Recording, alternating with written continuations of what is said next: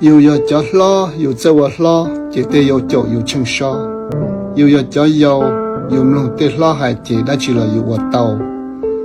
tu lo vợ cổ rong chỉ để yêu là những chơi nhung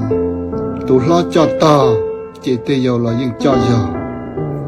tu lo cứ tao nhẹ chỉ để yêu là những ổn định chỉ chia chỉ chân ha chỉ tu là những yêu chọn ra chỉ đau mong chỉ tu là những yếu bảo và có dùng, nhẹ cho và nhẹ chế, tiền tài những yếu bảo nhẹ cho hậu kế, nhẹ và rau cá, tiền tài là những yếu chơi một nhà, nâng gò một chỗ bé châu sông, chỉ yếu sĩ sẵn xe, lần từ thiên lý tụ cỡ tàu, bé châu một chỗ bao châu sông, chỉ yếu sĩ sẵn xe, lần từ giờ tụ cỡ tàu nhiên tàu. Lo cho một đôi chỉ cho xong chỉ có sĩ sẵn sẽ lần từ tàu thời cho chỉ cho một đôi trâu cho xong chỉ có sĩ sẵn sẽ lần từ thiết tàu dùng ná tàu cá nọ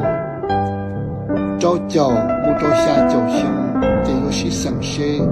lần từ cho xiên để cha xa cho một đôi gì cho xong chỉ có sĩ sẵn sẽ lần từ thiết lý do tù chỉ tàu đã quá đã chỉ sống ra